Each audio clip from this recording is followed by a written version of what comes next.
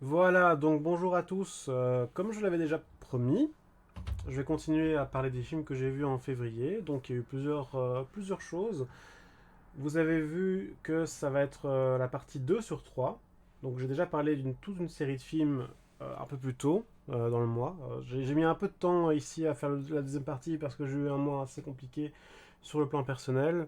Mais j'aimerais bien quand même continuer à avancer dans ce projet parce que c'est important pour moi.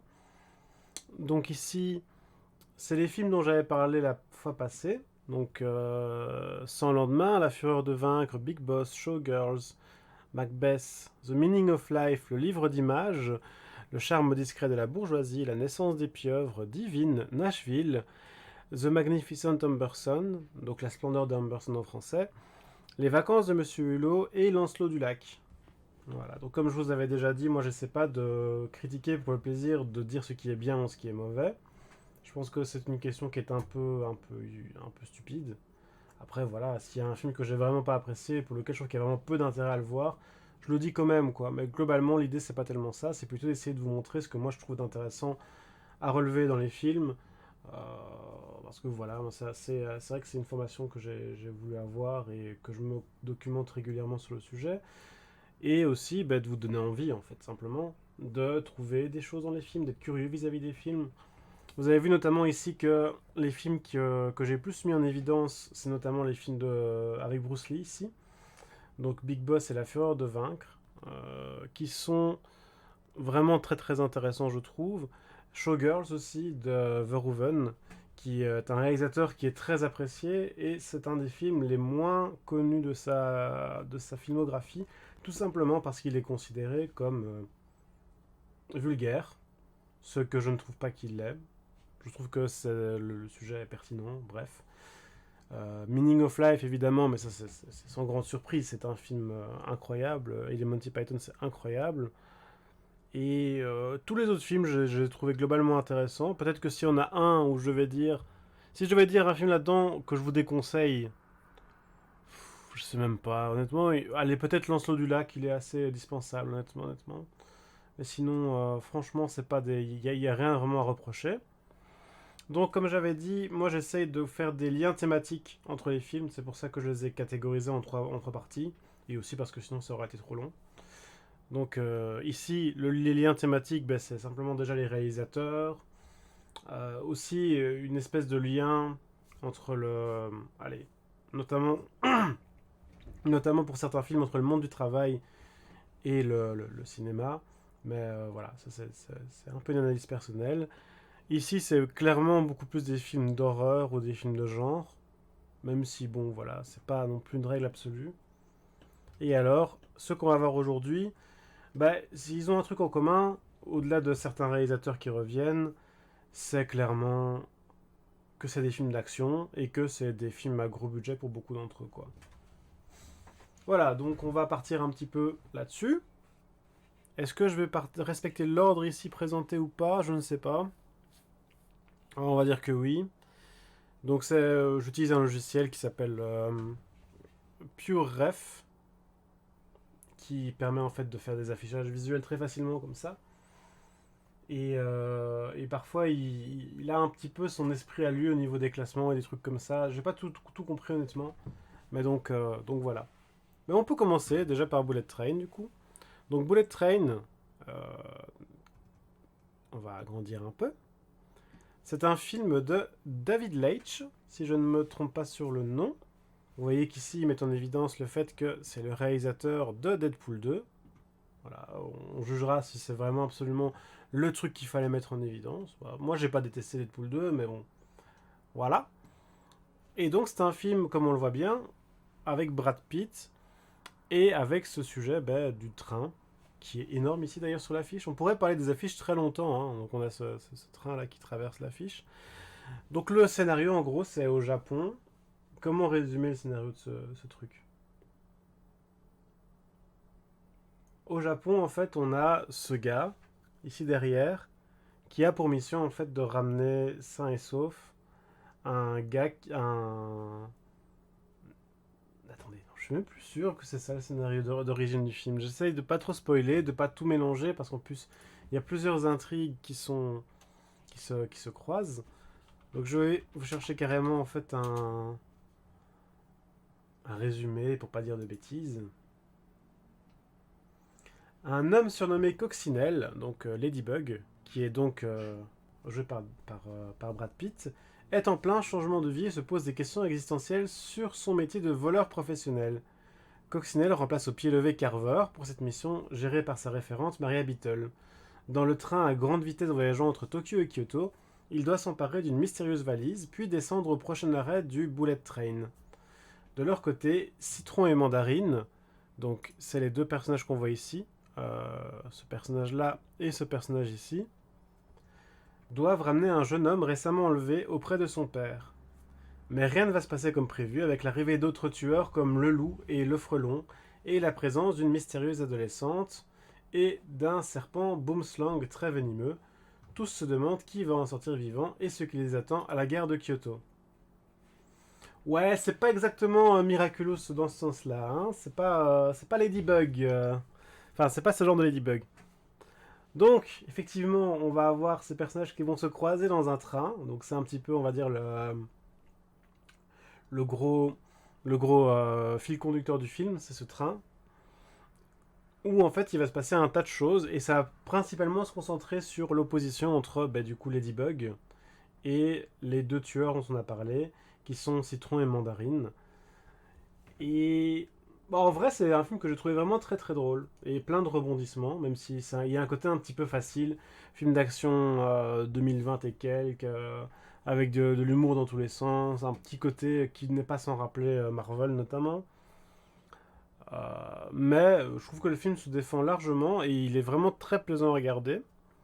Il faut évidemment pas y chercher autre chose qu'un film d'action pur et dur. Et en fait, ce qui est intéressant, c'est vraiment cette galerie de personnages qui va se croiser, qui va entrer aussi à chaque gare. Donc c'est un petit peu aussi là qu'on a une inversion par rapport à, on va dire, au cinéma classique. Hein. C'est-à-dire que on a des changements de lieu, des changements de lieu qui vont amener d'autres personnages, qui vont amener d'autres circonstances, etc. Ici, le lieu est toujours le même. Donc c'est un petit peu comme le principe du huis clos, même si c'est pas entièrement un huis clos. Mais il va, au fil du voyage, des choses vont venir, soit du train, soit de l'extérieur, pour modifier drastiquement ce qui s'y passe, quoi. Et donc, principalement, ben, le gros nœud de l'histoire, c'est que lui, ben, il cherche la fameuse mallette dont on parle, et les deux là, ils cherchent un type qui a été pris en otage, qui veulent ramener à son père, qui est ici. Non, c'est pas lui. Non, non, non, il n'est pas présenté ici, le père, pardon. Je dis des bêtises. Sauf que. Bah si, si, c'est lui, si c'est ça, c'est lui. C'est parce qu'en fait, lui, c'est un parrain de la mafia, si on veut. Et il y en a un autre qui va intervenir à un moment donné, quoi. Non, pardon, je dis vraiment des bêtises, c'est terrible. En fait, lui aussi, il a un fils dans l'histoire. Mais c'est pas son fils à lui qui se fait enlever, c'est le fils de l'autre parrain de la mafia. Et en fait, ils vont très vite se rendre compte, tout le monde va très vite se rendre compte que le gamin en question que tout le monde recherche, non, c'est pas si complexe que ça. C'est un peu tiré par les cheveux, mais c'est pas si complexe que ça. Et en fait, ils vont très vite se rendre compte que ce gamin, qui a été enlevé pour rançon, bah, il est mort en fait. Ce qui est assez embêtant, parce que tout le monde veut éviter de se ramasser les foudres du père. Donc voilà, je vais pas beaucoup en parler beaucoup plus, parce que simplement ça vaut pas trop la peine de s'étaler. C'est un film qui se vit surtout, donc c'est un film sans prise de tête, vraiment orienté action.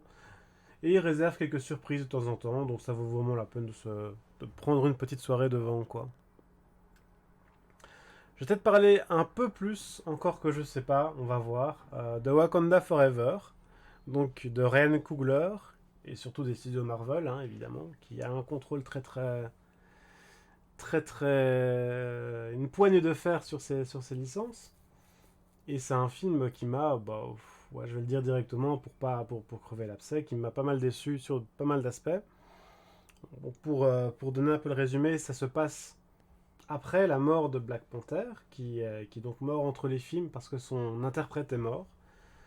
Chadwick Boseman. Donc il y a eu beaucoup d'hommages qui ont été rendus à l'acteur. Effectivement, il est mort très jeune de façon dramatique, emporté par la maladie. Donc voilà, c'est vraiment moche. Pas à son âme, hein.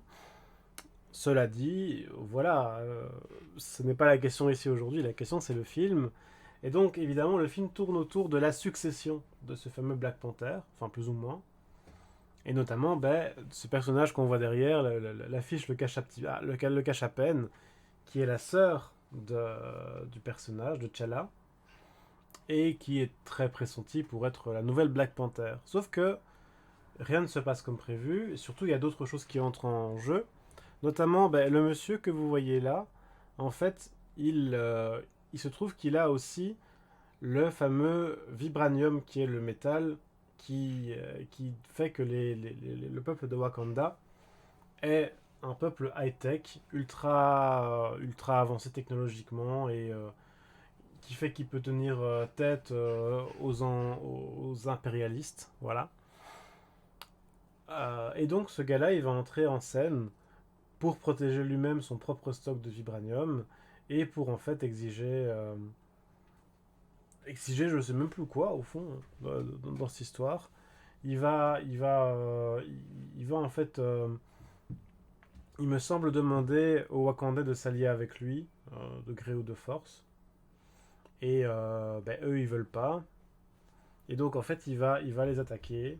Et ça va être le gros bordel, quoi. Et en fait, le scénario va pas beaucoup plus loin que ça. Ce que j'ai peut-être pas dit, ce qui est peut-être important de dire quand même, c'est qu'en fait, ce monsieur,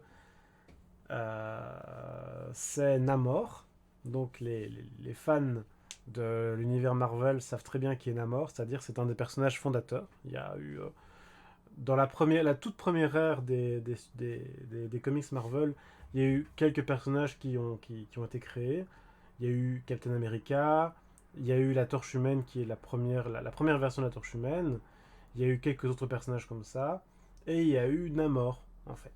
Donc c'est vraiment un des tout premiers personnages. Un personnage charnière. Et le personnage qu'ils ont fait ici n'a aucun rapport avec ce qu'il y a dans les Marvel. Alors la fidélité, ok, c'est pas forcément essentiel. Ce qu'il y a, c'est que les changements qui ont été opérés,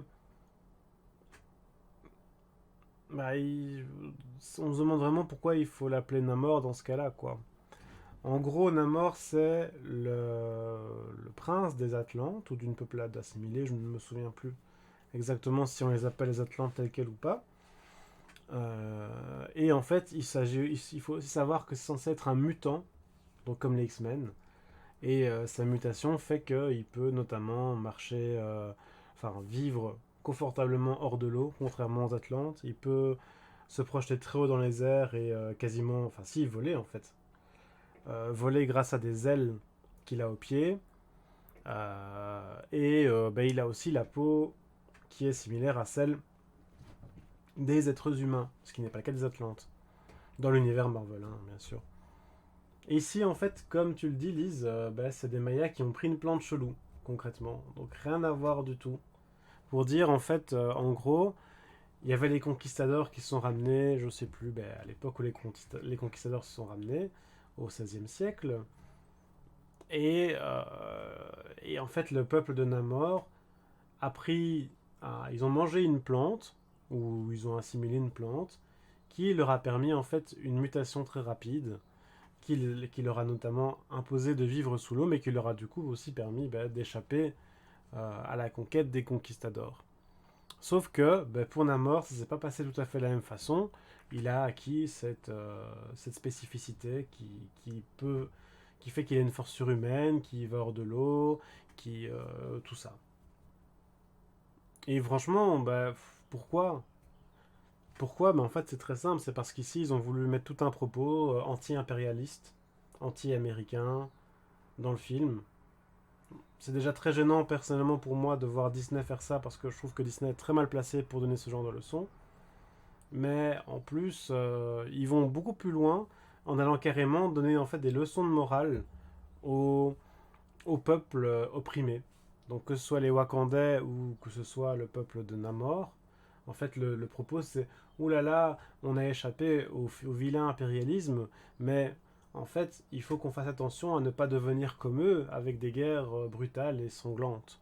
Il y a des scènes à ce niveau-là qui sont vraiment très très gênantes, particulièrement à la toute fin du film, en fait, où les deux peuplades se foutent sur la gueule, avec des scènes qui font très reportage de guerre et tout ça, euh, et où on voit les leaders en fait se dire mais tiens mais qu'ai-je fait, pourquoi me suis-je trompé comme cela. C'est mal en fait de s'entretuer. En fait c'est pas eux les méchants c'est pas eux. Euh, voilà, donc c'est des gros gros poncifs, très mal amenés, surtout très peu adéquats, vu que c'est quand même enfin Disney, voilà, c'est Disney, on va pas s'étaler 1000 ans sur le sujet. Ça respecte assez peu l'univers Marvel, tout en voulant le respecter quand même d'une façon étrange. Et en fait, le film, c'est un amalgame de plein de choses qu'ils ont envie de. Enfin, non, pas un amalgame, un amas. Je suis vraiment fatigué aujourd'hui, je dis n'importe quoi. Un amas de choses qu'ils ont voulu mettre dans l'univers, mais qu'ils ne savaient pas comment trop introduire. Donc, il y a notamment Ben Namor. Il y a aussi Ironheart, qui est donc la successeuse de Iron Man, qu'on ne voit d'ailleurs pas ici sur l'image. On a toute l'histoire de succession de Black Panther avec elle ici, dont j'ai oublié le nom. Et en fait, le film est très très fouillis aussi. Je veux dire, au-delà du fait que il est douteux au niveau du message, au niveau de la façon de le délivrer, au niveau du fait, surtout qu'on ne puisse pas passer à côté du fait qu'il y a un message, quoi. C'est ça qui est gênant. Je veux dire, à la limite, moi je m'en fous. Je veux dire, un film n'est pas censé forcément avoir un message, une morale à interpréter. Je trouve que c'est une vision assez nulle de partir de ce principe-là.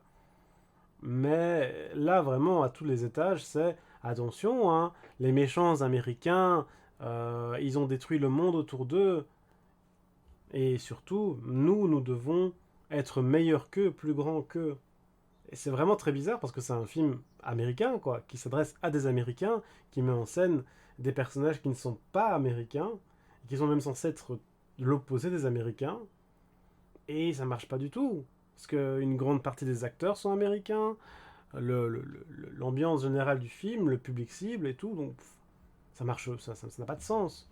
Sauf, évidemment, d'essayer de plaire à une certaine partie de la population, surtout de donner des espèces de gages de pseudo ouverture d'esprit, de pseudo progressisme,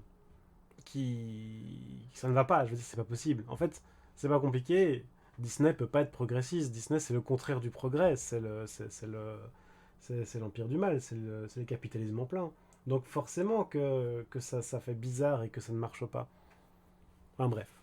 Un film donc, bah, les fans de Marvel, les fans de l'univers du MCU, faut le voir, oui, effectivement, parce que voilà, il n'y a pas moyen de faire autrement. Mais sinon, honnêtement, il y a moyen de passer à côté, quoi. Peut-être ce que je peux dire quand même, c'est que le film a été récompensé aux Oscars pour ses costumes.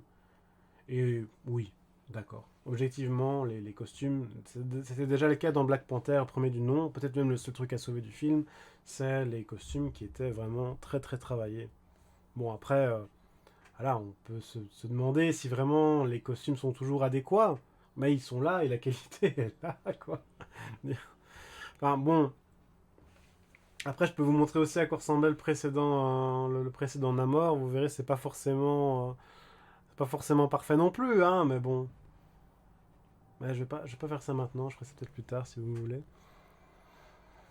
Enfin voilà. Donc il est sur Disney+, hein, en l'occurrence, donc il est facile à voir, je précise. Et Bullet Train, si je me trompe pas, il est sur Netflix, donc il est aussi très facile à voir. On va passer à un long dimanche de fiançailles. Celui-là, par contre, il me semble que j'ai eu du mal à le trouver sur les réseaux. Ce que je peux vous dire aussi, tant que j'y pense, c'est qu'il y a allez, un site qui catalogue en fait les, euh, les plateformes et ce qu'on peut y trouver. Donc, mais je ne sais plus comment il s'appelle.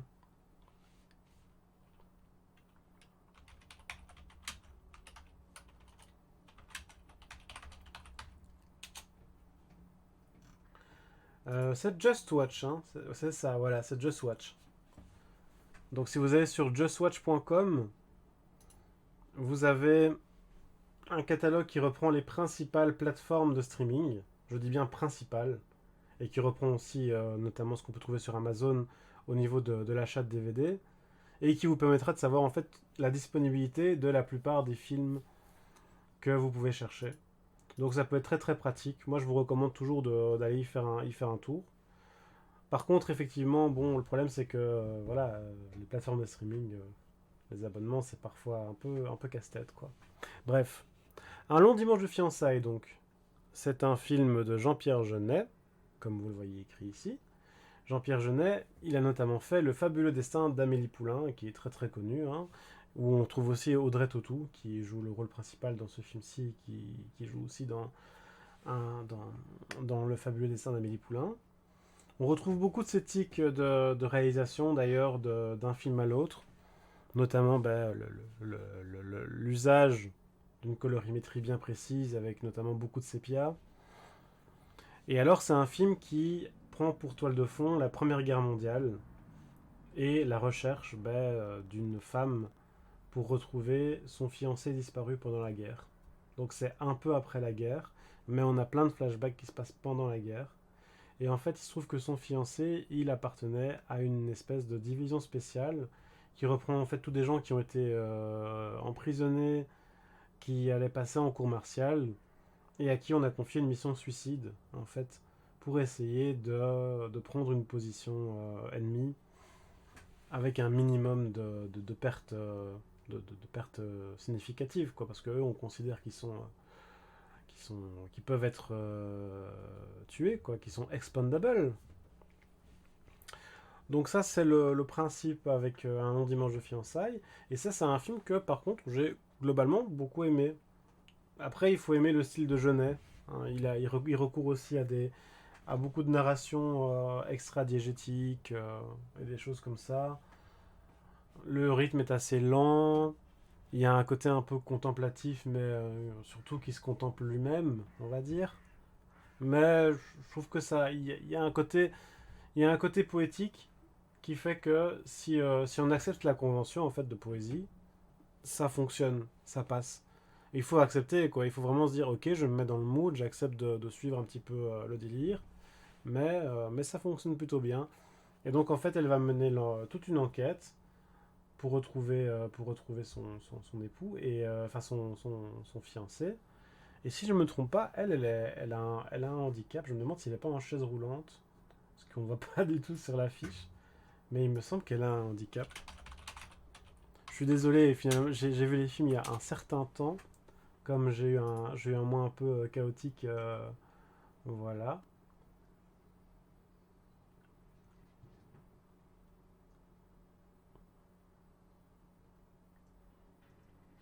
Ah, je ne le trouve pas écrit ici. J'ai pas envie de passer trois quarts d'heure à chercher après. Ça risque de vous saouler. Mais voilà, en fait, de manière générale, c'est un film qui m'a beaucoup plu, donc je peux le recommander sans hésiter. The Driver. Alors, The Driver, un film que j'ai beaucoup aimé aussi. Je vais pas beaucoup en parler, si ce n'est que je peux dire que c'est un film qui a clairement été l'inspiration de beaucoup d'autres films, y compris, le fameux Baby Driver. D'ailleurs, le réalisateur Walter Hill fait une apparition dans Baby Driver, ce qui montre clairement le lien voulu entre les deux films. Et en gros, ça va parler de la chasse d'un détective, un détective qui est prêt à tout, qui a peu de morale,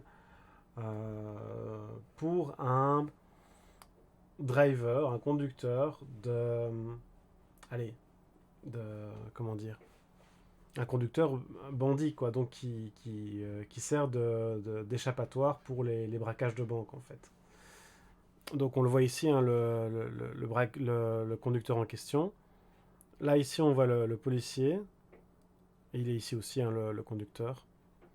Et en fait, ces deux personnages vont se mener une espèce de duel par personne interposée pour essayer de savoir qui va gagner entre deux. Et alors, c'est une opposition très typique entre, d'un côté, un personnage chevaleresque, donc le conducteur, c'est vraiment un personnage chevaleresque, et de l'autre, ben, un personnage qui va se perdre, qui va perdre sa morale, en fait, par obsession. Et c'est surtout un film qui est haletant et qui est bourré de scènes assez exceptionnelles pour l'époque. Et encore aujourd'hui, il y a vraiment des scènes de course-poursuite qui sont exceptionnelles, qu'on a rarement vues aussi bien faites ailleurs. Donc franchement, à ce niveau-là, je le recommande chaudement aussi. Et ce que je peux vous dire, c'est, si vous ne l'avez pas vu, au fait, allez voir Baby Driver, qui est un film incroyable.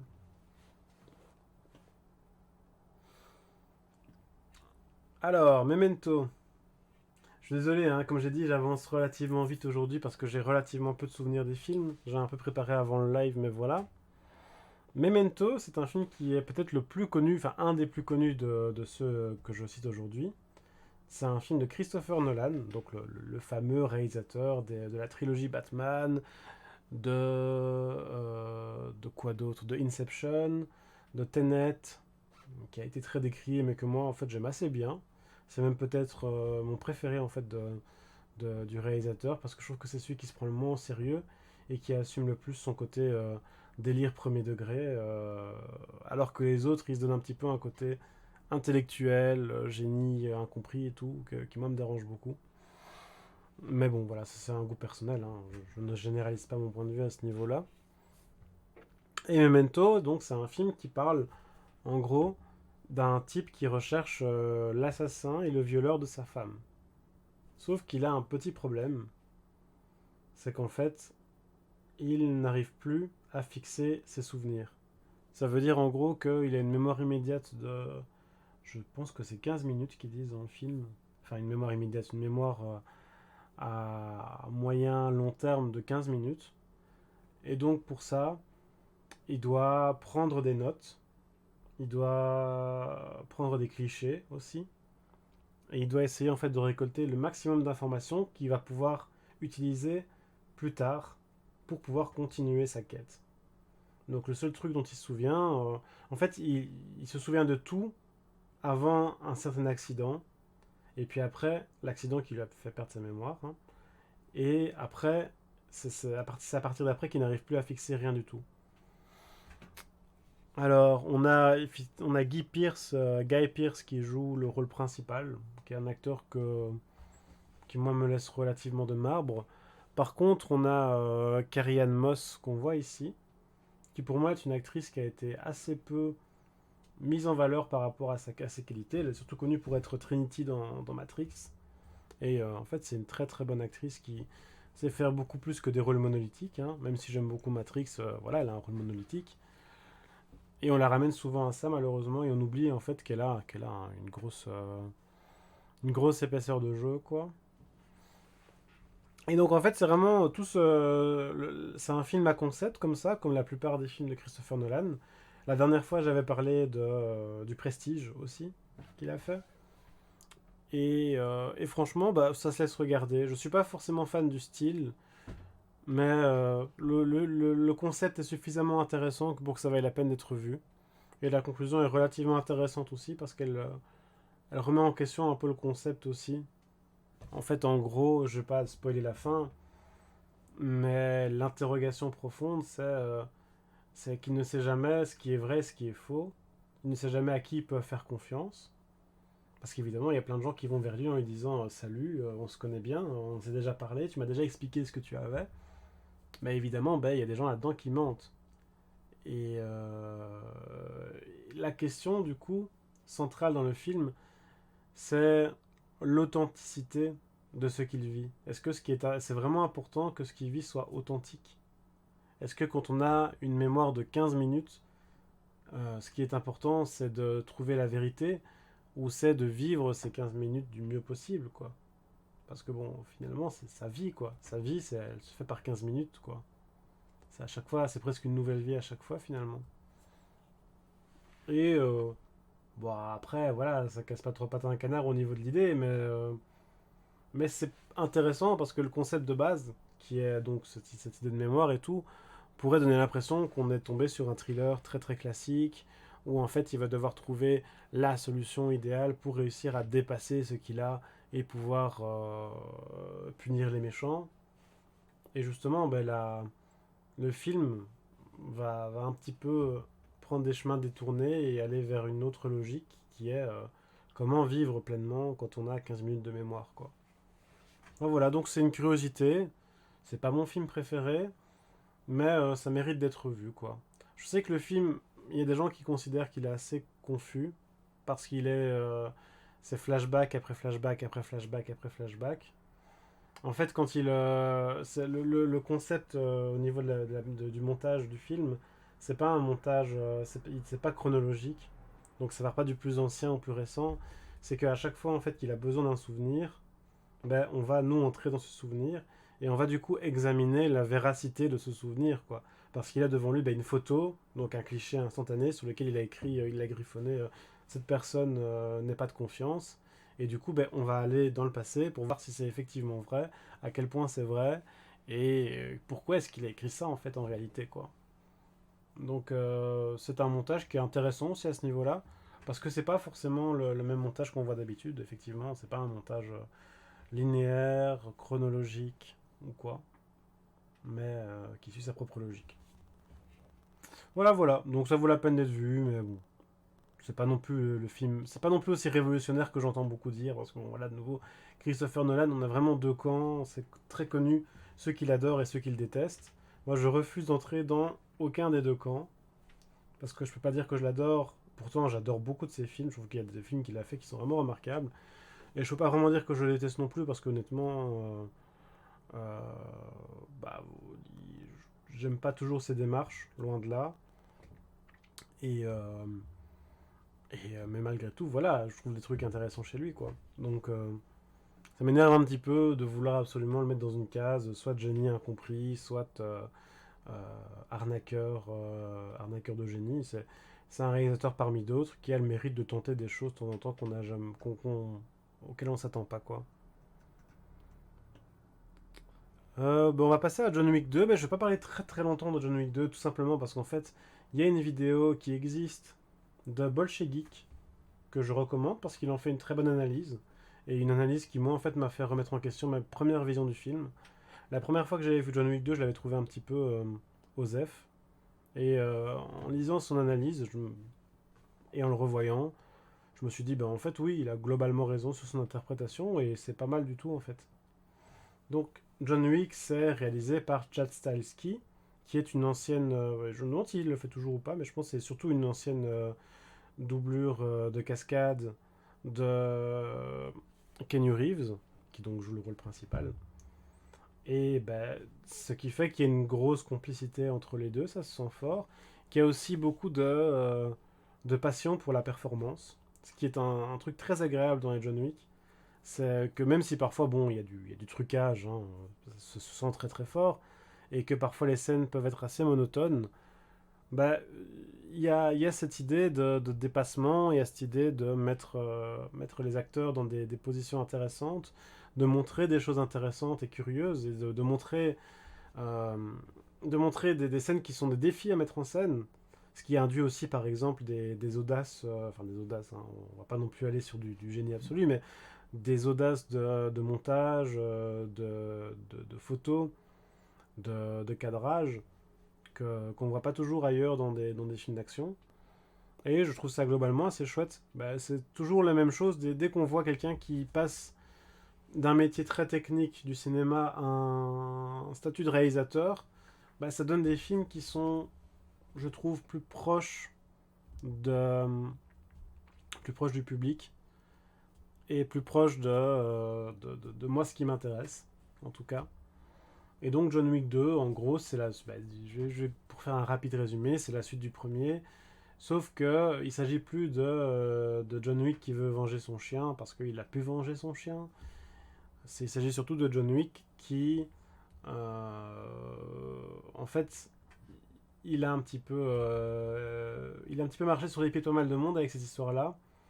Et il y a un gars qui lui demande de respecter une dette qu'il a eue envers lui, qu'il a eu envers lui pour faire sa vengeance. Le gars en question, c'est un parrain de la mafia qui, comme ils disent dans le film, s'assoit à la grande table. Donc la grande table, c'est le conseil des grandes familles mafieuses mondiales. Et donc en fait, lui, il a pour ambition de devenir réellement le parrain de sa mafia parce que c'est l'héritier.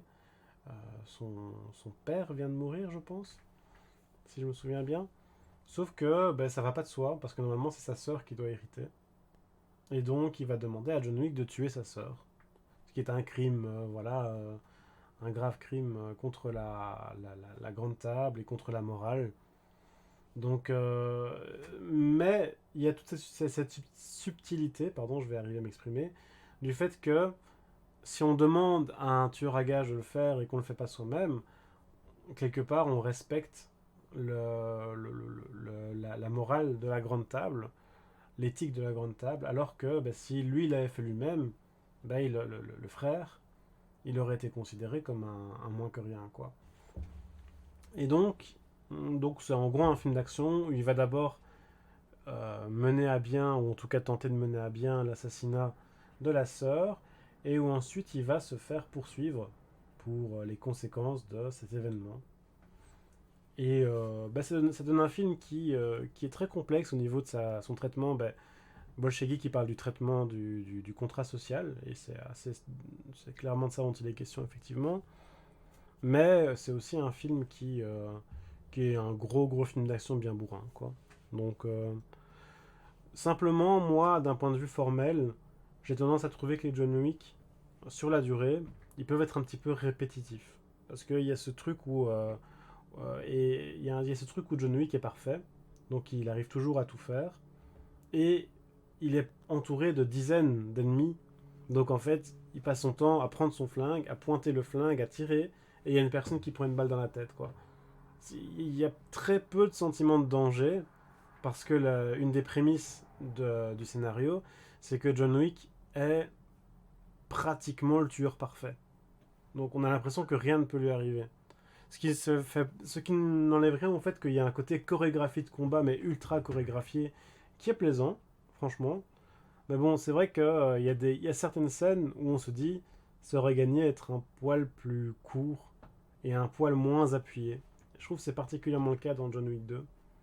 Parce que bon, c'est vrai que bon, voilà, quand il a 20 personnes à ses trousses, que tu sais qu'il va tuer les 20 personnes à ses trousses en 5 minutes, mais qu'il faut quand même se taper les 5 minutes où tu le vois faire même pas des grosses pirouettes, il se cache derrière un meuble, il se lève, il tire, il se cache derrière le meuble, il se lève, il tire, et à chaque fois il y en a un qui tombe, et il court un peu plus loin, il se cache derrière le coin, il tire, voilà.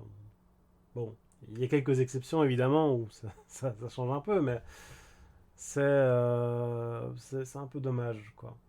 Mais c'est vraiment une petite critique, hein, parce que les chorégraphies sont impressionnantes, le film a plein de choses à faire valoir. Donc voilà. Alors, on va parler peut-être rapidement des deux Hitchcock. Donc il y a celui-ci, Agent secret et Sabotage. Ce sont deux films dont j'ai pas grand-chose à dire honnêtement, parce que c'est des Hitchcock relativement mineurs. Il y a peut-être, si je devais noter un truc, surtout qu'ils ont des thèmes très similaires, hein, avec des agents secrets, de l'espionnage et tout, des terroristes. Je vais quand même noter un truc, et puis après je vais passer à la suite. C'est que dans Sabotage, il y a notamment toute une scène où voilà, on voit ici un bus qui explose. Toute une scène de tension en fait où on sait qu'un un enfant a reçu la tâche, sans savoir de quoi il s'agit, d'aller porter un colis à un endroit, et ce colis, ben, il contient une bombe. Et en fait, nous, on voit qu'il va pas arriver à temps, donc on voit l'heure avancer, et puis on voit le gamin dans le bus qui caresse un chien et tout. Et donc c'est une scène qui est d'une grande tension et qui est très très brutale aussi, quoi. Donc les deux films ont des thèmes assez similaires et sont plus des films honnêtement sont des thrillers de l'époque tout à fait classiques. Donc moi je les conseille pas personnellement. Je conseille si vous voulez voir un bon Hitchcock de voir Vertigo évidemment. Euh, Ce qui changerait en fait que la plupart des films d'Hitchcock sont intéressants à voir. Mais bon, moi ils me sont un peu passés au-dessus quoi. Cloverfield, c'est un film de Matt Reeves. Matt Reeves, il a aussi fait le Batman de 2022, dont je parlerai bientôt. Je vais en parler du coup juste après Cloverfield. Alors Cloverfield c'est quoi? C'est un found footage. Un found footage c'est quoi? Je sais plus si j'en ai déjà parlé dans une précédente vidéo. C'est un format où qui consiste en fait à montrer une vidéo qui a été capturée et qui a été retrouvée. Donc typiquement c'est un format d'horreur. Classiquement, le plus connu c'est Blair Witch Project, où en fait on va voir en fait le film étudiant qui a été tourné par ces personnes qui sont allées étudier la forêt de Blair Witch et qui sont tombées sur des choses terrifiantes. Et donc, ce qui était intéressant avec Blair Witch, c'est qu'il y a eu toute une. On aurait dit à l'époque, on aurait dit aujourd'hui un ARG, donc un jeu en réalité augmentée, donc enfin non, en réalité alternée plutôt, alternate reality game. C'est-à-dire qu'en fait, on a fait croire aux visionneurs, aux spectateurs, que le film qu'ils voyaient était un vrai film qui avait été vraiment trouvé. Bon, c'était purement promotionnel, hein. Les gens se sont très vite rendus compte que c'était faux, mais ils avaient même mis en ligne un site qui se présentait comme un site d'investigation sur cette fameuse vidéo et sur pourquoi est-ce qu'on l'avait trouvée, qu'est-ce qu'elle contient réellement et tout ça, quoi. Et il y a quand même pendant un petit temps des gens qui y ont cru malgré tout, même si bon, ça a été assez vite éventé. Et voilà, donc le concept du phone footage, c'est vraiment d'essayer de faire douter de la réalité et de donner l'impression qu'il existe des choses pas très très loin, au seuil de notre réalité, quoi, finalement. Donc c'est évidemment très fortement associé au registre fantastique et particulièrement à l'horreur, mais pas seulement. Cloverfield, il a l'ambition d'être un found footage, mais spectaculaire. Ce qui est déjà un concept qui est bizarre. C'est-à-dire, ok, c'est sympa d'avoir des concepts, c'est sympa d'essayer des trucs, mais objectivement, on peine à comprendre l'intérêt de filmer des choses gigantesques qui font des trucs démesurés avec une petite caméra à la con et avec des réactions de random dans la rue, quoi. C'est-à-dire que très très vite, en fait, ce côté-là, ce côté format, ce côté concept, il est écrasé par l'énormité de ce qu'on voit. Et dans Cloverfield, ben, ça manque pas. C'est-à-dire qu'en fait, il y a une espèce de créature, hein, ici le slogan Something has found us, qui attaque New York et qui est donc une créature gigantesque, démesurée et dégueulasse aussi. Il faut dire que la créature est vraiment dégueulasse. Et donc on a des personnages qui étaient à une fête et on insiste beaucoup sur mais pourquoi est-ce que lui il filme absolument, pourquoi est-ce qu'il va absolument continuer. On nous répète sans cesse les raisons pour lesquelles il continue et, euh, et ça reste quand même fort bizarre quoi. Il continue à dire il faut absolument que je documente ce qui se passe, il faut que les gens sachent et tout. Et ouais c'est vrai ça a du sens. C'est juste que ça sort un petit peu du film d'avoir toujours l'impression que quelqu'un te rappelle qu'il faut absolument filmer ça parce que c'est complètement dingue. Mais le concept qui pouvait être intéressant sur le papier, comme je dis, il est très fort écrasé par le fait que le réalisateur veut nous montrer du spectaculaire, veut nous montrer des choses démesurées. Et donc, pour nous montrer des choses démesurées, il doit prendre des très grands angles de vue, il doit mettre son caméraman dans un hélicoptère, il doit lui faire prendre des vues aériennes de New York et tout. Et on perd complètement la spécificité formelle du phone footage dans ce genre de cadre, quoi. Ce qui changerait au fait que c'est une tentative intéressante, hein, évidemment. Mais ça m'a relativement peu convaincu à ce niveau-là. Surtout que le film n'a pas grand-chose d'autre à offrir que ça. Donc, l'univers en plus c'est assez pessimiste. Moi ça me dérange pas forcément, mais je sais pas, quand je l'ai vu, j'avais pas trop envie d'un truc ultra pessimiste comme ça. Surtout que il apporte rien pour vraiment contraster, quoi. Il y a juste c'est glauque, quoi. Enfin voilà.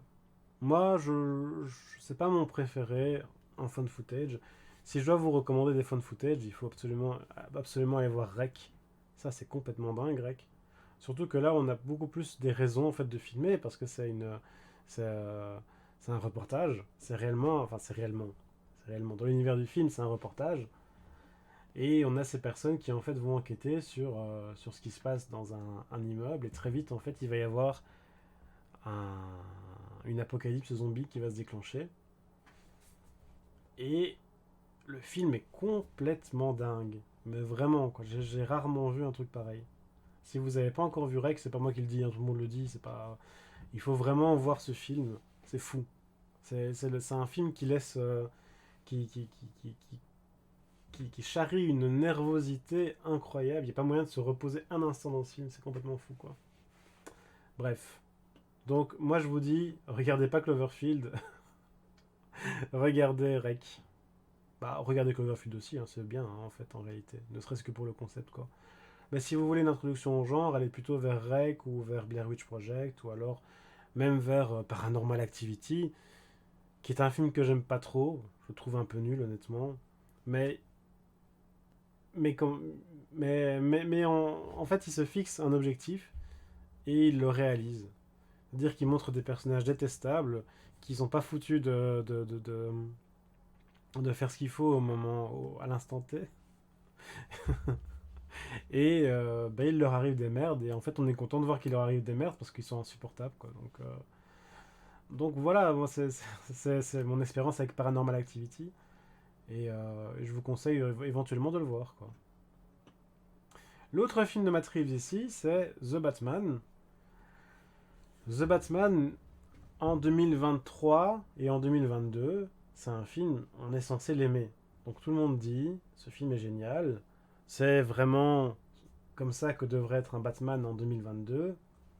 Donc le spectateur d'aujourd'hui doit aimer The Batman.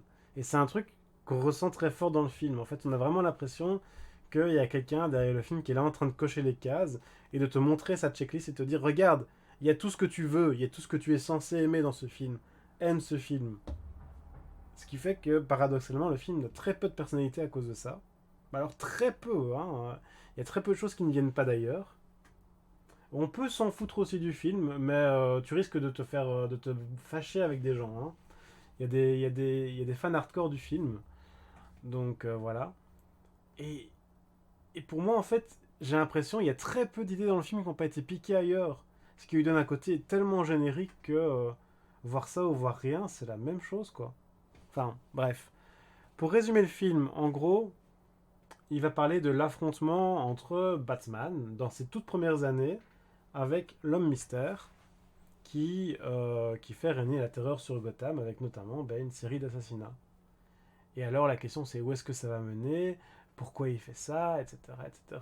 Et évidemment, bon, il s'appelle pas l'homme mystère directement.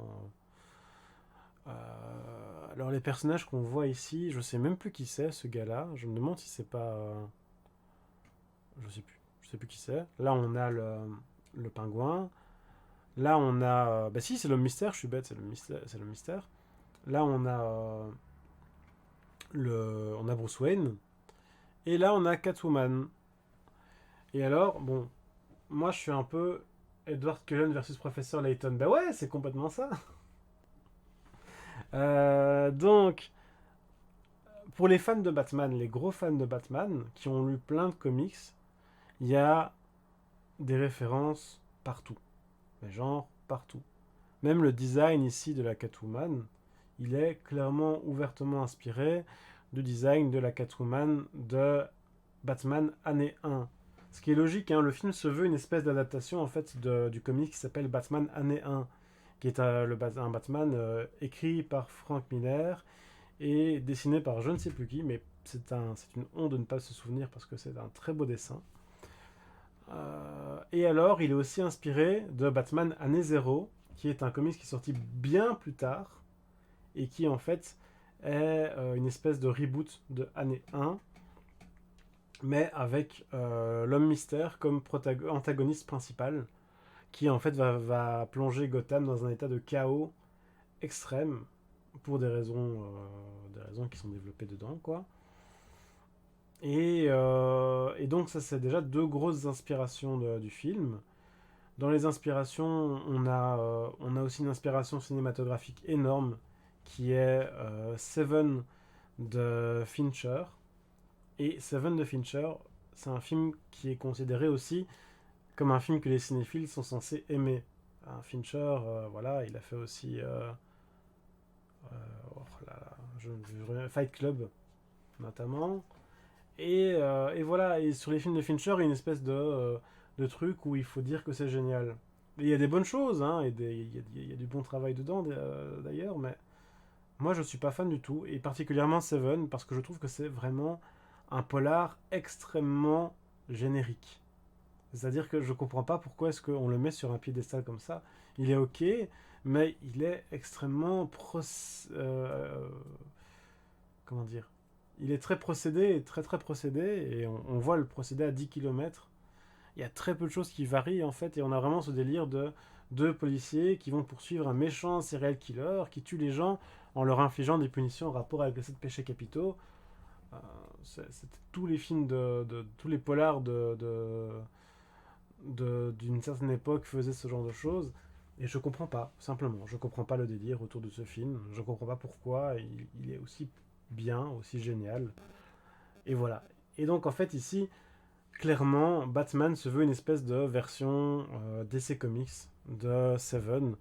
Non pas qu'ils reprennent exactement le même scénario, mais que ce soit l'esthétique, que ce soit le rythme, que ce soit la façon de traiter les protagonistes, etc. On a vraiment une logique très similaire. Et déjà, moi, de base, ça me plaît pas, mais alors là, en plus, vu que le film, pour moi, n'apporte pas grand-chose, bof, quoi. Ce qui me gêne beaucoup aussi, c'est que le personnage de Batman, et alors on va me dire, c'est censé être le cas, mais il est détestable en fait le personnage de Batman ici. C'est vraiment la version de Bruce Wayne qui est le bourgeois qui va taper sur les petits pauvres en les traitant d'immondices parce que ils font des trucs pervers, ils volent, ils tuent, ah là là, sale prolétaire de merde. Et il y a vraiment un truc très violence de classe. Et alors oui, c'est censé être le cas, c'est-à-dire qu'on le montre comme ambigu, Batman, et on montre qu'en fait, à la fin, il apprend à se mettre au service des autres, mais en même temps, c'est quand même, il est quand même du bon côté, il est quand même validé par le scénario, il est même bien mis en valeur, quoi. Et je trouve ça hyper gênant.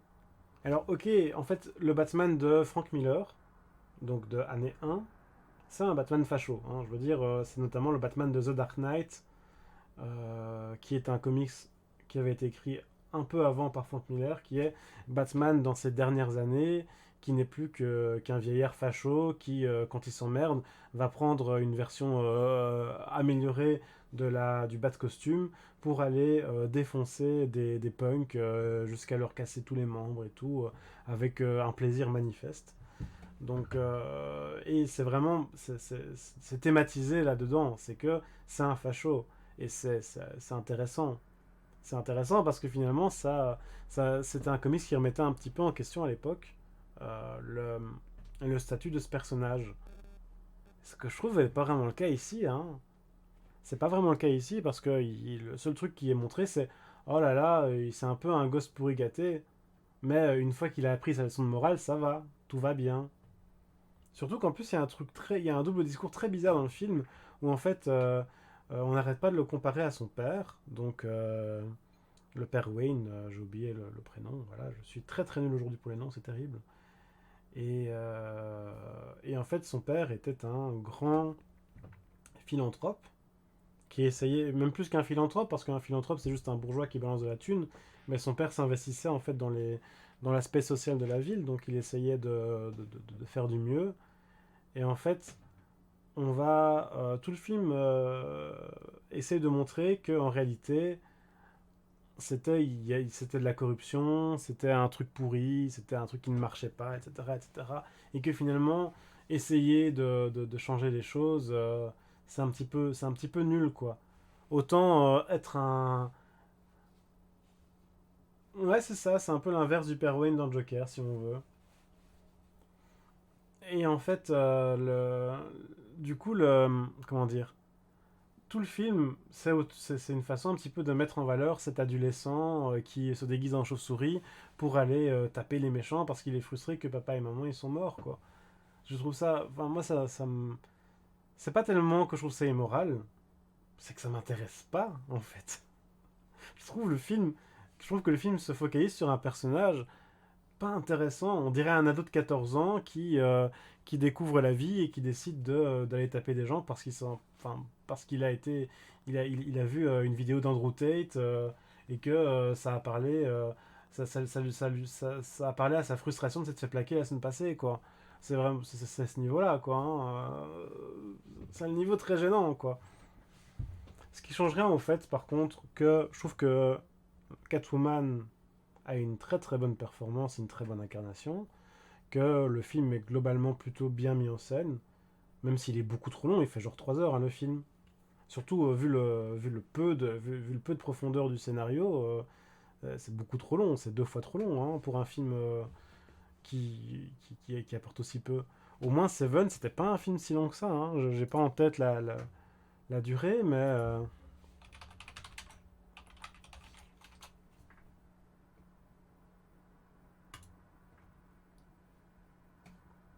ouais, c'est pas un film très court non plus, mais c'est 2 heures quoi. Disons qu'ici, on a un film, The Batman, il dure, je pense, 3h10 même, je pense, un truc comme ça. Un truc de fou.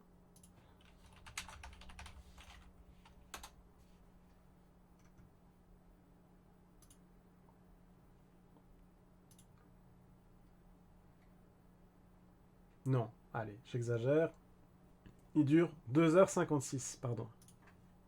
2h56 avec sur une seule intrigue, hein, il y a une intrigue. Bon, il y a une sous-intrigue sur Catwoman et sur le pingouin, mais vraiment, waouh. Bref, j'ai l'impression que j'ai déjà beaucoup parlé de ce film et que en plus j'ai l'impression de pas bien en parler, ça m'énerve.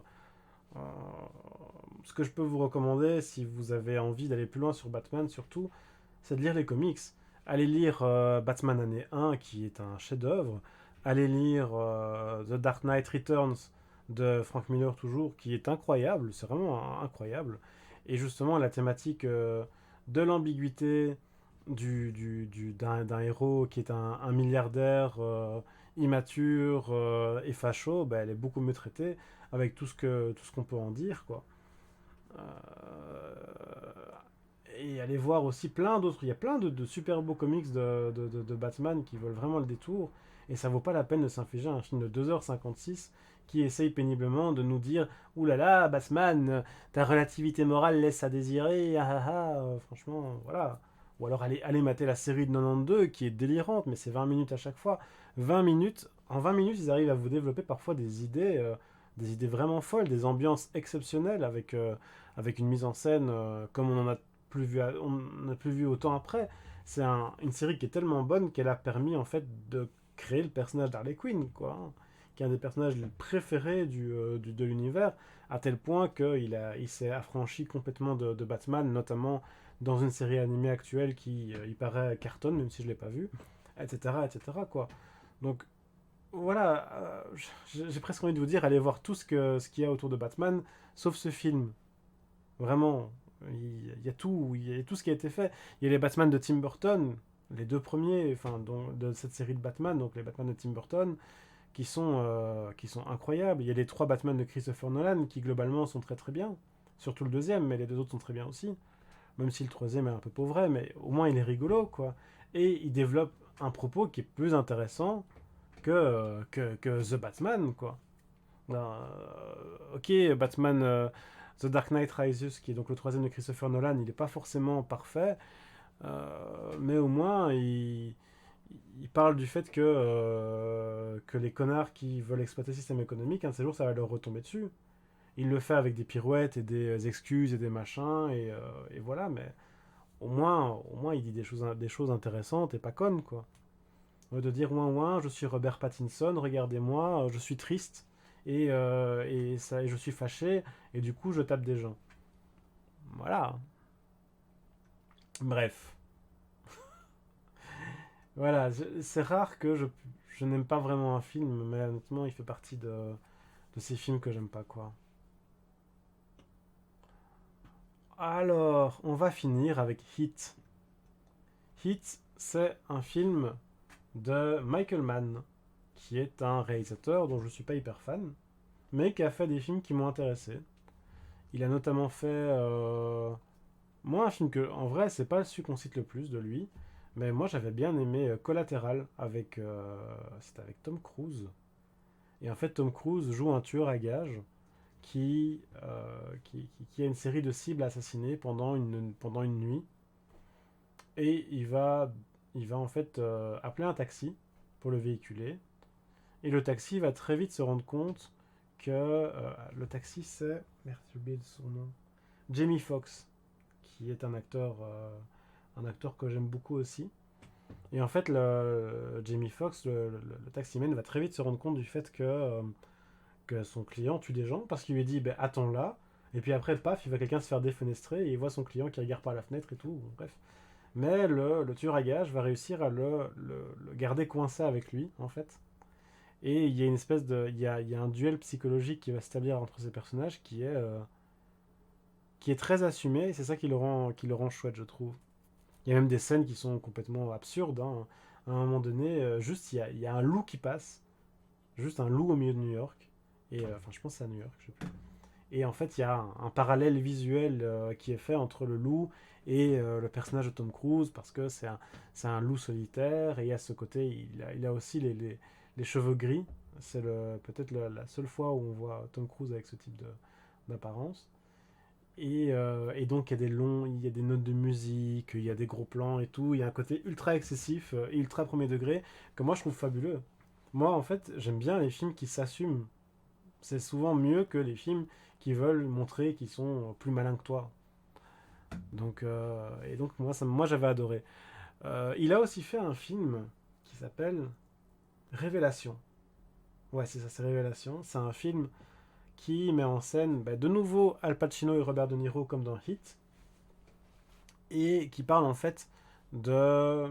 C'est inspiré d'une histoire vraie. J'avoue que je n'ai pas été voir à quel point c'était fidèle à l'histoire, mais en gros, d'un ancien ingénieur d'un grand industriel de cigarettes qui va être licencié, il me semble. Et alors, comme il est licencié, ça fait très très longtemps que j'ai plus vu le film. Comme il est licencié, il va se dire mais j'ai plus aucune loyauté à avoir pour cette firme. Je vais les faire tomber parce que en fait, il est temps qu'ils tombent. Il faut savoir qu'à l'époque, il finançait des études très très chères pour pour garantir en fait qu'il n'y avait pas d'effet sur la santé pour la cigarette, ou en tout cas beaucoup moins que ce qu'on disait. Et donc il payait des chercheurs, des études, des machins pour certifier ça. Et alors comme cet ingénieur, il a des informations, il sait très bien et tout, il va intéresser un journaliste, un reporter. Donc, mais non, c'est pas Robert De Niro et Al Pacino, j'ai n'importe quoi, c'est Al Pacino et merde, comment il s'appelle? Russell Crowe, c'est ça, c'est Russell Crowe. Donc, c'est Al Pacino, c'est Russell Crowe qui joue l'ingénieur, et c'est Al Pacino qui va jouer le reporter, qui va lui demander de raconter son histoire et qui va l'aider à témoigner. Sauf que, il va se ramasser des coups de pression, le gars, de la boîte, de l'industrie enfin, même du lobby en fait des cigarettiers, qui va se mettre sur son dos, mais d'une force. Je pense même qu'à un moment donné, ils vont tenter de le faire assassiner, quoi. Hein. C'est à ce niveau-là, quoi. Avec des intimidations, de l'espionnage permanent, des tentatives claires et nettes de le rendre paranoïaque et de le rendre à moitié fou. Et le film, déjà le sujet est intéressant et il y a une très grande tension dans ce film, quoi. C'est vraiment un beau film et ça vaut la peine de le voir. Ne serait-ce aussi que pour se souvenir qu'en fait, ben, les évidences qu'on connaît aujourd'hui, les évidences scientifiques, généralement, les gens qui ont de l'argent, ils aiment pas ça et ils font tout pour aller à l'encontre de ça, quoi. Cette longue introduction pour Hit, qui est un film qui n'a pas grand-chose à voir, ça c'est un pur film d'action, en tout cas, c'est plus un thriller qu'un film d'action, je dirais, même s'il y a des grosses, grosses scènes. Et ça va être de nouveau un duel entre ces deux personnages. Donc Al Pacino va jouer un policier, enfin un chef, je sais plus s'il est commissaire, je sais plus à quel point, voilà. Et Robert De Niro qui est un braqueur, un chef de braqueur de génie en fait. Donc des gros, une grosse équipe. Et globalement en fait c'est des gens, et le film insiste là-dessus, qui ont une espèce de respect mutuel l'un envers l'autre, même s'ils se connaissent pas, parce que parce qu'ils trouvent des choses intéressantes dans la vie l'un de l'autre en réalité. Ils ont des problèmes personnels notamment que l'autre n'a pas, des choses comme ça. Et ils ont notamment aussi un rapport au monde que les deux voudraient. Robert De Niro, par exemple, il cherche une certaine normalité. Son personnage, il cherche à fonder une famille, etc. etc. Alors que Al Pacino, lui, il est coincé clairement dans sa vie. Et donc, il y a cette dualité qui s'installe. Et en fait, ce qui va faire que ça va merder, c'est que un des participants au dernier braquage en date de Robert De Niro va exécuter sans sommation, en tout cas sans bonne raison, des, euh, des témoins, en disant que bah, comme ils sont témoins, bah, il faut le faire, quoi. Et donc ça va en fait, ça va un petit peu forcer la main à Al Pacino, au personnage Al Pacino, pour les coffrer, quoi, finalement. Ce qui va faire monter une tension extrême entre ces deux personnages et entre les deux factions, on va dire, au point où il y aura notamment une grosse fusillade qui occupe une partie non négligeable du film et qui est très très connue, où, où les braqueurs essayent de survivre à une embuscade qui est tendue. Et voilà, le film, c'est un film qui est assez long, donc je pense qu'il n'est pas pour tout le monde non plus. Mais c'est un film qui a été récompensé cette fois par la critique à raison. Parce qu'il y a des films que je trouve ils ont des récompenses injustifiées, mais Hit, bon, clairement, c'est un très très bon film. Je suis pas toujours sensible à cette esthétique ni à ces thématiques. Voilà, le, le gendarme et le voleur, à un moment donné, quand on en voit plein, voilà. Et moi personnellement, j'ai pas la romance du grand banditisme. Même si je trouve que le film parfois il traite bien le sujet quand même. C'est-à-dire que ce qui peut être intéressant là-dedans, c'est s'affranchir d'un système autoritaire, c'est vivre libre, euh, c'est finalement montrer un autre idéal de société quelque part, même si bon voilà, très individualiste aussi, hein, on n'est pas sur des révolutionnaires, loin de là, mais ça montre à voir que en fait la morale, la morale c'est pas quelque chose de si évident que ça quoi. Et c'est un message qui peut paraître assez basique, mais qui est bien, quand il est bien traité, ben, il est intéressant et il est vrai quoi. On va dire, en fait, ne pas braquer les banques, c'est pas, enfin braquer les banques c'est pas mal parce que c'est mal, c'est éventuellement mal parce que ça déplaît au système, parce que le système repose sur un certain ordre des choses, un ordre avec lequel on peut estimer qu'on est d'accord ou pas. D'ailleurs, les braqueurs, pendant tout le film, ils annoncent clairement leurs intentions quand ils sont face à des civils. Ils disent aux civils, voilà, nous ne nous en prenons pas à vous, car ce n'est pas votre argent que nous prenons, c'est l'argent de la banque, et la banque est assurée. Donc, vous n'allez pas, vous n'allez pas être impacté par ce que nous faisons. Nous vous demandons donc votre collaboration, et bien vouloir rester à terre et ne pas jouer au héros, parce que sinon, ça va se retourner contre vous et vous n'avez rien à y gagner. Donc, ça n'en fait pas des héros romantiques pour autant, mais ça relativise un petit peu le truc très univoque où il y a les gentils et les méchants, quoi. De la même façon, ben, les policiers sont montrés parfois jusqu'au boutiste, parfois excessifs. D'ailleurs, Al Pacino, il est tellement un mauvais mari que sa femme va finir par le tromper, mais clairement dans l'optique en fait de l'énerver, vraiment pas pour d'autres raisons, quoi. D'ailleurs, le mec avec qui il le trompe est présenté comme étant très très nul, ce qui est pas très gentil pour le gars d'ailleurs, parce qu'il a rien demandé à personne dans l'histoire. Et mais on voit vraiment que ses obsessions, que sa vision du monde très très univoque, ben, Elle lui fait pas que du bien, au contraire. Et donc voilà, c'est un film qui met en tension. Je trouve d'ailleurs que du coup le titre est très adapté. Heat, c'est chaleur. Mais en anglais, la connotation de chaleur, c'est tension, quoi. Quand on dit il y a beaucoup de. There is too much heat, ce qu'on veut dire, c'est trop tendu, essentiellement, quoi. Donc on est sur ça, en fait, on est sur un film, là aussi, on est un peu dans un délire John Wick, c'est-à-dire que on est face à un contrat social qui tient à peine, quoi. Qui tient sur le fait que les pulsions des individus qui sont dedans arrivent plus ou moins à tenir, et tant que ça tient, ça va. Mais à un moment donné, il va falloir un meilleur système parce que c'est sur le point de péter en permanence, quoi. Et si ça pète de façon individuelle, ben, il finira par y avoir un cinglé qui va tuer des civils pour des raisons XY, quoi.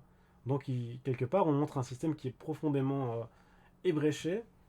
Et même si c'est pas le, on va dire, c'est pas le message du film, mais c'est une mise en scène de cette tension, en tout cas. Et ça, c'est toujours intéressant, je trouve. Voilà. Donc je pense que je pense que j'ai pas hyper bien, hyper bien parlé tout du long, mais je pense que j'ai réussi à dire ce que je voulais dire sur la plupart des gros films de la liste. Si je devais mettre en évidence les films que j'ai le plus aimés, moi je dirais déjà il y a Bullet Train, je trouve que c'est vraiment un bon divertissement. C'est sans prise de tête et on s'amuse bien. The Driver, c'est un peu vieilli, mais franchement c'est un bon film. Mais j'aurais quand même du mal à le recommander à 100%. John Wick 2 est très bien. Il faut aimer le style. En fait, c'est compliqué. Je vous avoue, moi, je pense que, ouais, Bullet Train et Hit, ouais. Et peut-être un long dimanche de fiançailles, qui s'est perdu au milieu de ces films bourrés de testostérone. Mais, ouais, le reste, je suis pas fan, hein, en fait.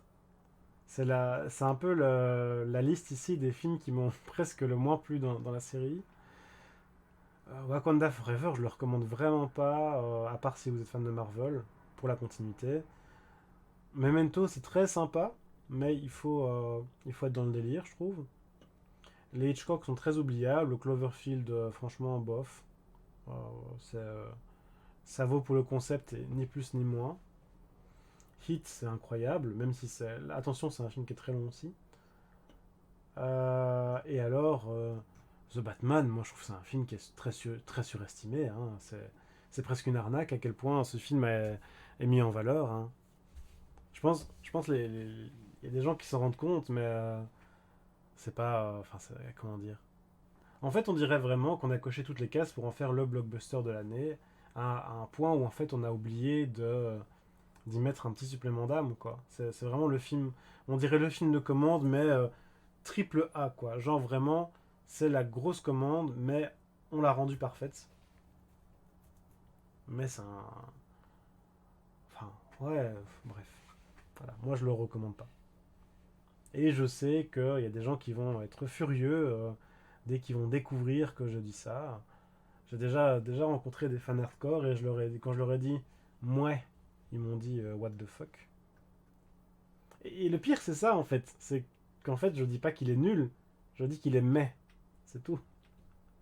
Je, je trouve que ça se défend comme divertissement à partir du moment où on va pas plus loin que ça, mais vraiment on l'érige, on l'érige en chef-d'œuvre alors que c'est le thriller le plus générique de l'univers. Vraiment, je veux dire, c'est comme Seven, c'est des films qui sont les candidats parfaits pour une soirée où on s'endort à moitié et où on veut juste comater avec du too much et avec des trucs en couleur, quoi. C'est tout. Ce qui est tout à fait respectable d'ailleurs, hein, par ailleurs. Mais c'est pas des brûlots, c'est pas du génie. Voilà, voilà. Ok, donc ça j'ai fait un peu le tour. Qu'est-ce que je peux dire encore avant de vous laisser là-dessus? Je l'ai déjà dit, mais je vais être présent au festival Troll et Légendes. Donc s'il y a des gens qui sont intéressés, n'hésitez pas à me contacter, on peut s'y croiser. Je vais aussi aller au festival BIF, Brussels International Fantastic Film Festival. Il y a 3 F. Et j'espère vraiment pouvoir vous en tirer quelques images si possible. Je vais encore me renseigner quand même parce que je j'ai pas envie de me ramener avec du matériel et de me le faire confisquer. Parce que bon, voilà. Et donc voilà, je sais pas encore quel film je vais vous montrer. Par contre, je vais essayer de vous parler de quelques films des précédentes éditions dans les semaines à venir. Hein, pour essayer un petit peu de faire monter le teasing autour de ça. Et alors, mercredi prochain, je vais vous parler des derniers films de cette liste. Donc, les films qui sont ici au-dessus. Candyman premier du nom. Donc, pas celui que je vous ai déjà présenté, qui est le dernier en date, mais le tout premier. The Invisible Man, qui est un thriller horrifique avec un homme invisible, comme le nom l'indique. VHS 1 et VHS 2, qui sont typiquement des films de festival, euh, qui passent régulièrement d'ailleurs au BIF, notamment. Donc ce sont des films... Là c'est aussi du fun footage, mais c'est à chaque fois des courts-métrages qui sont mis ensemble, donc c'est ce qu'on appelle souvent un film à sketch, pour essayer, pour un petit peu brosser une esquisse globale, quoi. Planète Terror, c'est une espèce d'hommage à la série Z complètement assumée, complètement délirante, qui est très très connue. Donc je vais pas redire des choses que tout le monde sait, mais je vais juste en reparler. Moi, je l'avais déjà vu et je l'ai revu, et voilà. Saw 3, donc voilà, on verra ce qui peut être intéressant d'en dire. Le fameux Mortal Kombat, qui est un film qui est considéré comme catastrophique et que moi j'ai presque aimé en fait. Il est nul, hein, mais je l'ai presque aimé. Mais il y a des choses par contre qui sont impardonnables et j'en parlerai parce que c'est intéressant. Qui est un film, oui. C'est exactement ça. Haute Tension, donc, qui est un thriller, c'est même un slasher français. Et c'est d'ailleurs comme ça qu'il a été vendu à tout le monde, comme l'exemple français du thriller. Et il y a des choses intéressantes à en dire. Moi, j'avoue que le film m'a pas passionné, mais voilà, on va en parler. Cobra Woman, c'est un film. C'est un film. Là, par contre, pour moi, ça c'est pas un bon film du tout.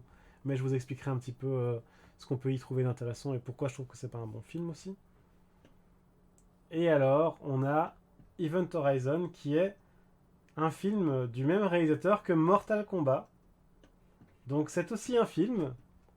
En vrai, il est presque sympa. Même si je trouve que tout le monde dit c'est un peu le film qui sauve le réalisateur dont on parle. Donc Paul W.S. Anderson. Ben moi je trouve pas. Enfin, je veux dire, il est ok, mais je trouve, à mon avis, c'est pas son meilleur, loin de là, quoi. Je trouve assez poussif, mais on en reparlera, quoi. Donc voilà, qui est un film, qui est un film, qui est un film, effectivement. Et j'ai surtout hâte, moi, de vous parler des premiers de la liste. Donc, surtout Invisible Man, les deux VHS, Planète Terror, Saw 3, et peut-être même Mortal Kombat, parce que c'est intéressant d'en parler. Et ben voilà, j'ai hâte de vous montrer ça. Beaucoup de films qui sont des films, tu as tout à fait raison. Je vais en tout cas, je verrai après ce que je ferai, mais je vais déjà arrêter l'enregistrement pour cette séquence-ci. Donc merci de m'avoir suivi et à très bientôt. On se tient au courant pour les films du mois de mars, parce que je vais continuer avec cette série. Je pense que je vais faire améliorer un petit peu la formule. C'était un peu mon objectif, c'est d'améliorer la formule au fur et à mesure, mais je me rends compte ici que j'ai vécu un mois assez difficile qui a fait que, voilà, ça n'a pas été aussi... le step-up n'a pas été aussi grand que je l'espérais, mais c'est pas grave. Il y a quand même des choses qui se font et je suis content de voir qu'il y a quand même une progression qui se fait. Et donc je vous dis à très vite pour vous montrer ça. Salut!